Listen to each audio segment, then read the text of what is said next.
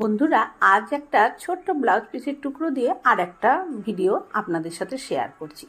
তার জন্য এখানে অস্ত্র হিসেবে আমি কাপড়ের একটা টুকরো নিয়েছি, আর নিয়েছি হচ্ছে শপিং ব্যাগ, আর উপরে নিয়েছি এক টুকরো ব্লাউজ পিস। তারপরে সেটাকে লম্বা লম্বা চওড়া চওড়া করে খোপ খোপ সেলাই করে নিয়েছি। এবার ঠিক লম্বালম্বিভাবে মধ্যিখানে মানে ভাঁজ দিয়ে মধ্যিখানে আমি একটা দাগ দিয়ে নিলাম। তারপরে মধ্যিখানে যে দাগটা মানে সেন্টার পয়েন্টের দাগটা থেকে এপাশে 2 ইঞ্চি আর এপাশে 2 ইঞ্চি করে দুটো 2 ইঞ্চি পর পর আমি এরকম দুটো দাগ কিন্তু দিয়ে দিয়েছি। দিয়ে এবারে সেলাই করে নিয়েছি, দুপাশেই একরকমভাবে সেলাই করে নিয়েছি।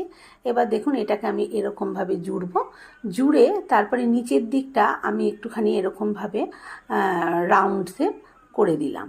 তারপরে এবারে হ্যান্ডেল লাগানোর জন্য আমি এখানে একটা কাপড়ের টুকরো নিয়েছি, আর তার মধ্যে ঠিক সেন্টার পয়েন্টে দাগ দিয়ে তার 2 ইঞ্চি ওদিকে আর 2 ইঞ্চি এদিকে আবার দাগ দিয়ে নিয়ে হ্যান্ডেলটা দিয়ে তার উপরে আবার একটা কাপড়ের টুকরো, আর এটা হচ্ছে সাদা শপিং ব্যাগ, যেহেতু এটা সাদা কাপড় তাই আমি সাদা শপিং ব্যাগের টুকরোটাই লাগিয়ে দিয়েছি, দিয়ে সেলাই করে নিয়েছি। দুটোই কিন্তু হ্যান্ডেল সেলাই করে নিয়েছি।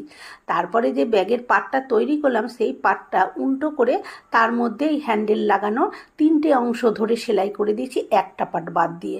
তারপরে একটা পাট এরকমভাবে ঘুরিয়ে এনে সেলাই করে দিলাম।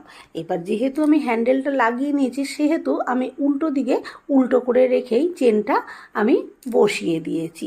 তারপর ওই পাটটাও বসিয়ে দিলাম, তারপরে ধার দিয়ে এরকমভাবে সেলাইটা করে দিলাম। আর যেখানটা সেলাই করলাম সেখানটা এরকমভাবে একটু পাইপিংও লাগিয়ে দিলাম। পুরো ভিডিওটা দেখতে চাইলে চ্যানেলে দেওয়া আছে, দেখে নিতে পারেন।